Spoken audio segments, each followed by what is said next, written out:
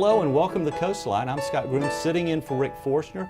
Today we're talking about the Reconstruction Era Monument, a national park that just came into the area.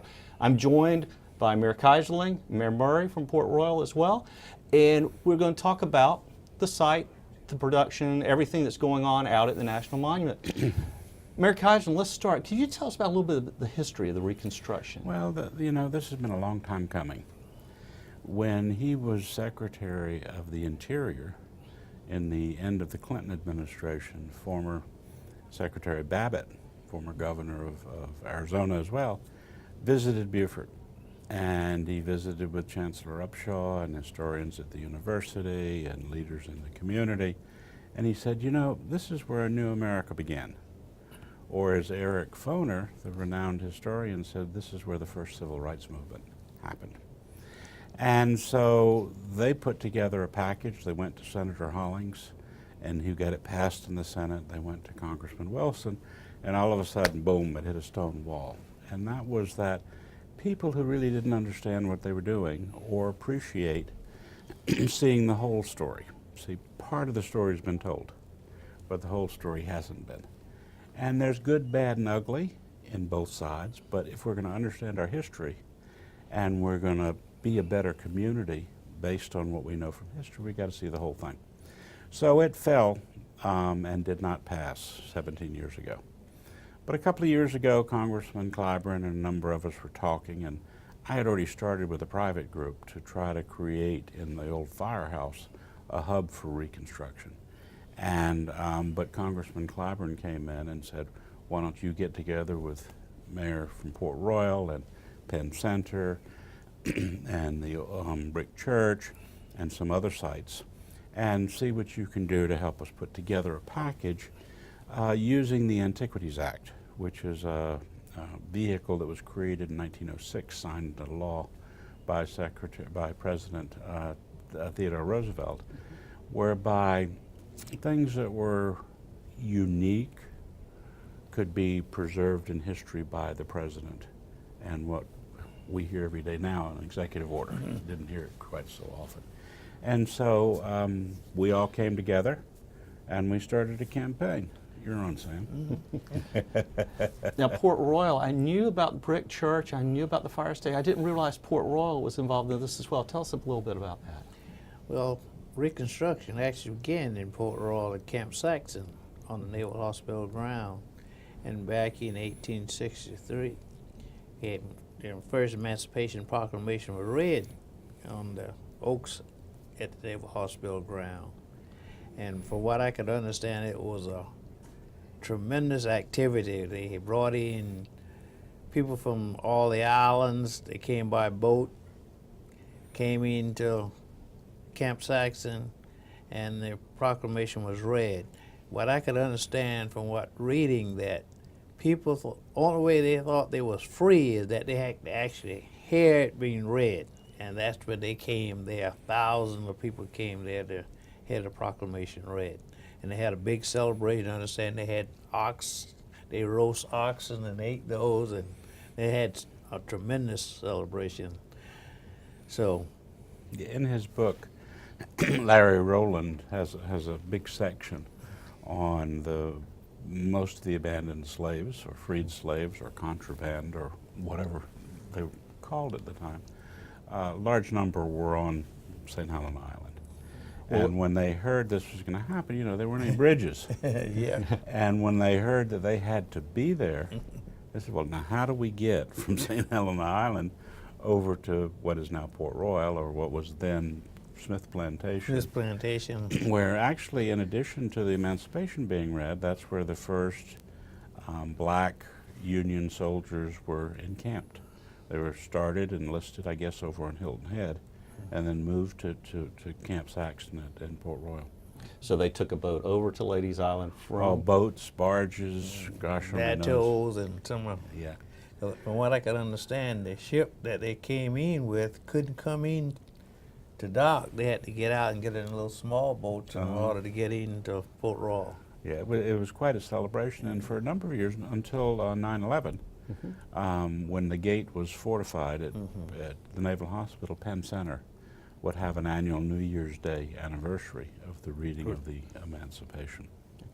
Now, you indicated they're trying to get it to where you can go visit by moving some fencing and such. Yes, they're working with the Navy now and trying to work out an arrangement, an agreement that be some way to get into where the Emancipation Oaks are located now, because it's kind of fenced off, like Mayor Collins said, since 9/11. Before that, you could just drive through there and go down there easily, but now it's a little difficult to get in. But Fortunately, under the leadership of the town, in concert with the county and the Department of Natural Resources, they built a road outside of the fence. So now you can get to it, but you can't walk the hallowed grounds, and that's what they're working on. Gotcha. Now, eventually, with the National Monument, it's a multiple sites, obviously. Four sites. Right. Four sites Four in sites. this. The goal is to have a visitor center that then would dispatch people to where they Right. need to go. My brother and I donated the old firehouse. And our plan before this even started was to build a hub for Reconstruction. There are hundreds of sites across the country. There are over 100 sites unique to Reconstruction just in Beaufort County. And there are 60 sites within walking distance of the arsenal or the firehouse. So we had actually gotten a grant already prior to this making the monument to create a hub to bring in the best, most knowledgeable historians and videographers and app makers to do a plan. And what we're hoping is that would be sort of ground zero that would say, if you want to follow the path, you'd start at Camp Saxton in Port Royal. And then you'd go to Brick Church, which was the second home of Penn School, and then of course across to Penn School. And there'll be an interpretive center there as well that talks about the island, self-sufficiency, well, whatever the Park Service determines. So those will be the four sites. But the reality is we could have a trail in Beaufort County that would lead you to about 100 sites. Some of them are private property, some people won't want it. So let's say 50 to 75 sites where you could actually go there, use an application to learn about it, and hear the interpretation. Well, I was amazed once the president signed the executive order, when President Obama signed the executive order, how fast this actually moved from it getting signed to the actual dedication ceremony. We were out there covering that. It was an amazing turnout. Yeah, this one was engaged. Mayor Murray and I went to Washington, and a couple of us went to Washington to try to speed this process along, and it seemed like everything kind of fell in place. One time we were wondering whether all of this was going to happen in that short period of time, but it happened real quick. It really did. Going back to the fire station, I didn't realize that was in use until the 70s? it was in use, I think, until around the 70s when the county, the county owned the building. The city built the Station 1 on Rebo Road, and it was abandoned and falling apart and filled with pigeons. And all of the arches on West Street had been, Scott Street, had been taken out. So we actually propped up the building, took out the whole wall and rebuilt all of the, it had been painted white. We stripped the paint from it as well.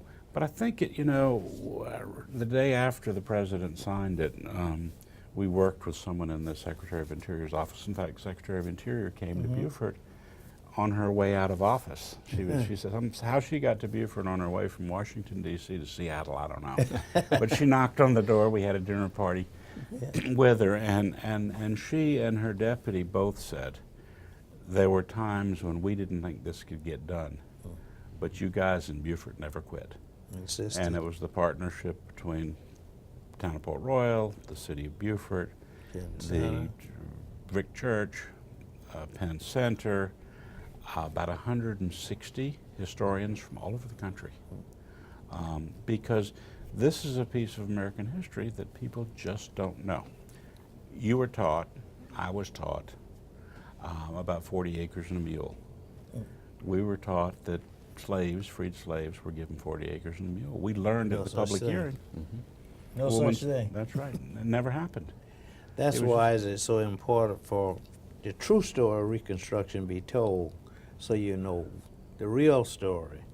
You look in the history books now today, you have very little about the Reconstruction. I hope from this going forward that our history books will change and that we will get the real story of Reconstruction, what really actually happened. And it's a very inspiring story when you start to read about people coming right out of slavery. I mean, Robert Smalls is the one we know, and he's an extraordinarily unusual guy, but there were others who started businesses, who got elected to politics, who worked with white businessmen. I mean, Beaufort was so interesting that there was a period at the end when Jim Crow was moving in and things were going backward. Beaufort created a fusion party, and the fusion party was blacks and whites who said, let's not back up so fast. It didn't last, and we had to have a second civil rights movement. Well, it's really such a big deal that a national park is in Beaufort County. I mean, the Park Service being involved in this, that's big. It's One huge. of the other things I'd like to emphasize too, we started off with these 4, but there are others will be added on. For instance, we talk about Mitchellville. Mitchellville's an important It was site. an important Go site, ahead. and there are many others in there, but we had to start with 4 to get something going, and that was the quickest way we could get it moving. Do you anticipate adding those into this? Well, we don't. You know, that will depend. Congressman Clyburn has a vision That that either formally or informally, there'll be a network of sites all over the country. You got Cumbie Plantation, where Harriet Tubman was part of leading the raid. You got places in Mississippi, Alabama, Georgia, North Carolina, where there are other pieces. They spent 2 years. There was a theme study that was conducted where historians traveled throughout the whole South looking, and they determined there was more in a compact area that happened. And of course it started here and it ended here. It started before the official Reconstruction and it ended after the official Reconstruction. And this is still a work in progress, so it's still more to build. like he mentioned about Harriet Tubman, all I remember reading about was Underground Railroad. Now I understand Harriet Tubman was right here in Camp Saxon as a nurse. She was a nurse, she was a spy, she was a cleaning lady, she ran a laundry, she had a market. So- She moved around quite a bit as a freedwoman. Did it all. Excellent. Well, thank you so much for joining us. We're going to have the Park Service on in just a moment, but we're going to take a short break. We'll be back with more Coastline right after this.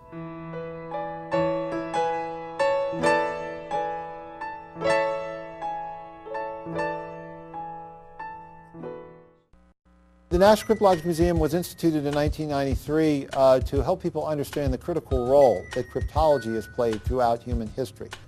Since mankind was able to think and reason, there has always been a necessity to protect critical information.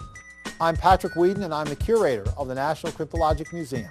We have perhaps one of the rarest artifacts from the 18th century, the Jefferson cipher device. Our most popular exhibit at the museum is the German Enigma device. It was an amazing encryption machine for its time. It was nearly impossible to do any kind of a brute force operation, which meant that you would never be able to find the key.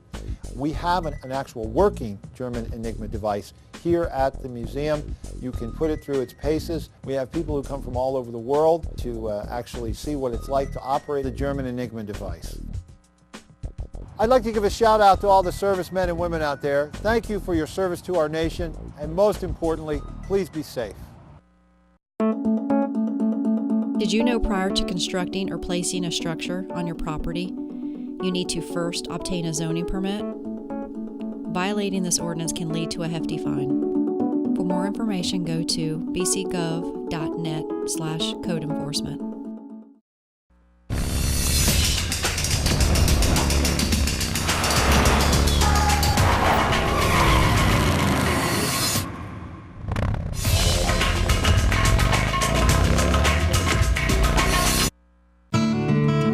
Young students learn how to read, and then they read to learn, and this is a skill that will carry with them for the rest of their lives. I am Erin Reichert, Beaufort County School District Teacher of the Year. Live United. And welcome back to Coastline. I'm Scott Groom, sitting in for Rick Forstner, who's on assignment. And we're talking about the Reconstruction Era Monument. And we have Acting Superintendent Melissa English Reyes with us here today. We've been practicing that. And want to talk about the park here a little bit. I mean, tell me, what are we trying to do with the park? What we're trying to do with the park is get it up and running, and also develop the stories and the foundation for the stories that we want to tell to the American public. And you're over the southeast region, or? From the southeast region of the National Park Service, which is 9 states, and including Puerto Rico and the Virgin Islands. And how does this park mix into your series of parks? Well, actually, it mixes in very well. In order to tell the story of from Civil War to Civil Rights, we need to add the Reconstruction era in there. And that's kind of been missing, not just in the Southeast region, but in the whole United States, as far as telling that exact history of the Reconstruction era and what happened, because it did actually lead to the modern civil rights movement, as we would call it today. And a part of, we were talking before we started the interview, there's, I think it's 9 parks in South Carolina, everything from Kings Mountain upstate to some of the Charleston parks? Correct. So you have Revolutionary War, you have Civil War, we have Congaree National Park, which Congaree, even though it's a natural area, it does have areas dealing with Reconstruction as far as from slavery, people using the Congaree River to go through. So we have, and of course Fort Sumter and Charles Pinckney. So we have a lot of stories to tell about the history of South Carolina. And in the tourism side of this, you have visitors that just basically plan their vacations around. You are so correct. The Park Service gets over 300 million visits a year from people, and people like to come, and they also like to come and get their passport stamped, and we have those at our different visitor centers. And so, yeah, people plan their vacations around coming to visit national parks just to learn add a little history or a little education to their family vacation. We were out doing the dedication, and they had the stamp out there. Correct. Yes. And so you'll be people able to love it. Yep, come to the visitor center, and get your passport stamped. That is correct.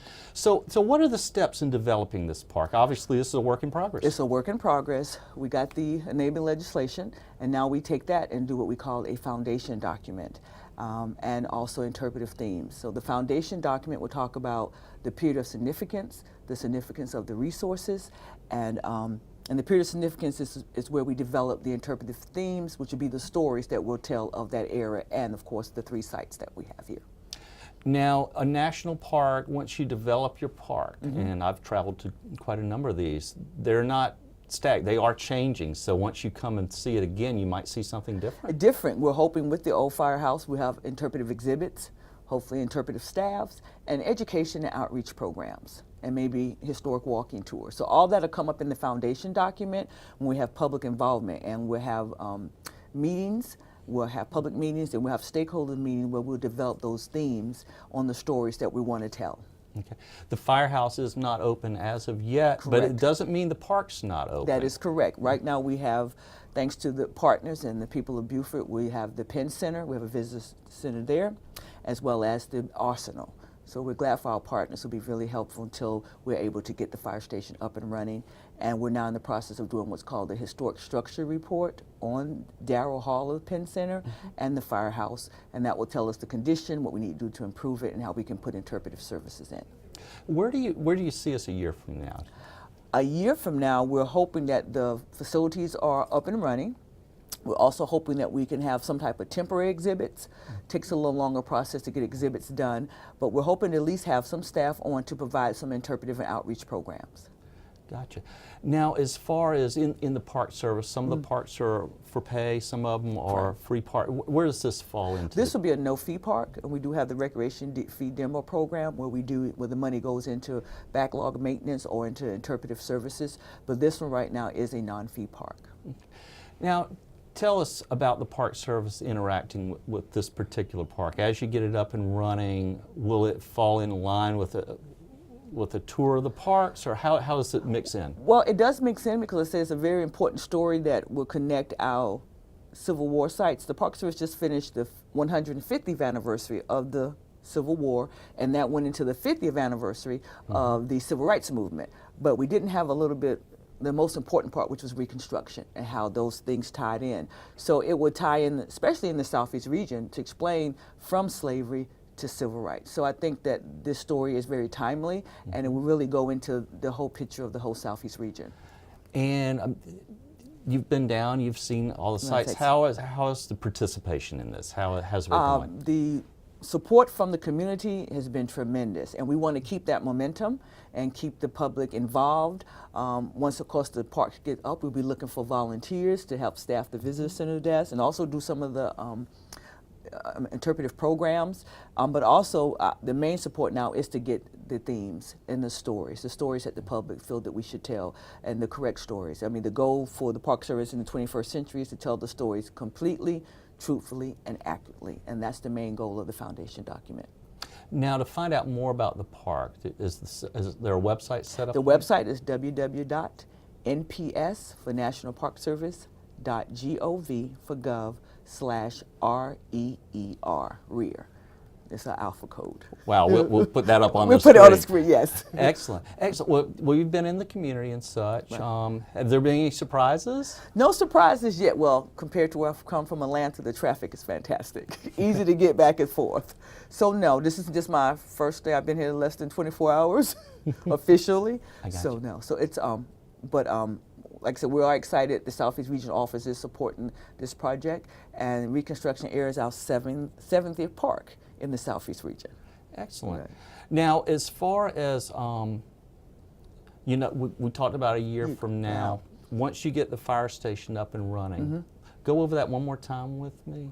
Well, once it's running, we hope to start, the next goal is we have to put in projects, and we're hoping for an exhibit, which will tell the story of the Reconstruction era for Beaufort, Port Royal, as well as St. Helena. The Darrell Hall, we like to have that open for education and outreach programs. So in a year now, we hope to have some facilities up and running and have some interpretive programs. And this park is spread out over a fairly large area. It's about 15 acres, and that's just combining them all. So you have the Penn Center, which was, of course, the site of the Penn School, and Darrell Hall, which is the physical property that the National Park Service does own and will facilitate, and then, of course, the firehouse, and then the Historic District. It is part of a National Landmark District under the Department of Interior, so which tells the broader story of Reconstruction in the town of Beaufort. So those are the stories we will be combining together. Excellent. And you'll have a map to where people will be able to drive to these sites, or shuttle to these sites, drive to these sites? Well, at least drive through the sites, and then also, excuse me, I left out Port Royal, which is the Cap Saxton, and also where the Emancipation Proclamation was read. I got you. Yeah. Now, what have I missed? What have we missed? We got Port Royal. Not that much. It's a baby in its infancy, right? And so we're working on them. Like I said, the main goal would be, once we have the foundation document and the planning, and that first meeting is planned in July. Okay. We'll have, like I said, we have some community meetings, and it's really to get the heart of the Reconstruction story and the community involvement, and to start telling the stories. Right. What are you looking for in these community meetings? Are you one is about the stories and the people. And sometimes what's called the unsung stories, or the stories that you don't hear. Sometimes you know about the larger people in the movement, but we want to know some of the smaller, some of the different activities that took place. And when we get that good period of significance, because for here it started in 1861, which is really early for Reconstruction nationwide or in the South. But when we get that good period of significance, then we can really start developing those interpretive themes. And the interpretive themes will be the stories that we base all the interpretive programs on for Reconstruction Era National Monument. I know we were talking to Mayor Kaiserling and Mayor Murray just a few minutes ago, and they're very excited about this, and we're instrumental in, I think, pushing this thing through. Have you had much interaction with the mayors? Yes, we have weekly calls to all the partners, which includes the Navy, the mayors, the Penn Center, the Beaufort Arsenal, and talk about what's going on and what's the next steps and how we are progressing to get the park up and running. So it's weekly, and we're continuing to keep the community involvement going. Now, the Naval Hospital, as I say, since 911, we've had access issues there. Where's that? We're in the process of working on a memorandum of understanding. They are interested in somehow facilitating the story, and that's one of my charges, is to get a memorandum going to see how we can at least use it, if not on January the 1st when the Emancipation Proclamation was read, maybe when the first teachers came, Laura Towns came later on. So we're trying to find the different stories and a way to work with the Navy Hospital for security and also for the public to tell the story. And so open up all the sites. All the sites. Now, we were also talking, there are other historic sites in this area. That's correct. Is there some future plans maybe to incorporate those? They are, and as the Park Service, we're the receiver, and it all depends on the story and and grassroots and how we get those facilities added on. But in order to tell the complete story, yes, there are other entities that we are interested in. Have you found again, any surprises since you've been down here that No you found? surprise, not yet. No. Excellent. Everything's been going well, and like I said, it's such community support on the different places I've gone. Everybody's heard about the park, and they're excited about it, and that's fantastic. Excellent. Well, thank you for joining us on Thank you so Coastline. much for having me. We hope to have you back, maybe Thank back in a year, and we'll see how it's going from Okay. that point. That would be great. And other than that, we thank you for joining us on Thank you for Coastline. having me. All right. And thank you for joining us. We'll be back next month. Rick Forstner will be back next month with Coastline. Again, thank you for joining us, and visit the National Park. Yes, please do.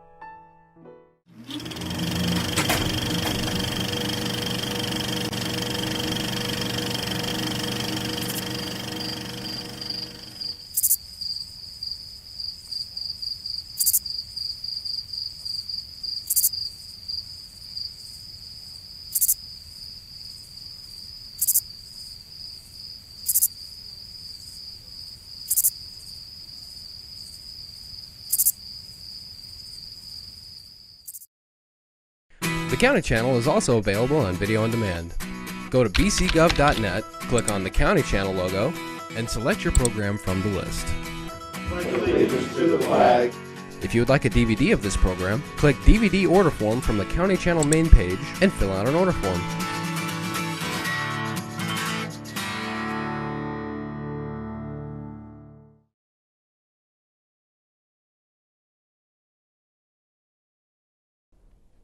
Getting the flu is not fun for anyone. Flu prevention and response is as easy as 1, 2, 3. Some ways you could practice prevention is by 1, washing your hands and keeping your home clean. 2, keeping your immune system strong by eating healthy and being active. And 3, staying away from people who are sick. Now, if you do get the flu or get sick, then 1, go to the doctor. 2, stay home from school or work. And 3, stay hydrated to strengthen your body to fight the virus. So remember, flu prevention and response is as easy as that. 1, 2, 3. They've stormed beaches and freed countries. They've raised our flag and our hope. They've been called leathernecks. They've been called devil dogs. But above all, they're called Marines.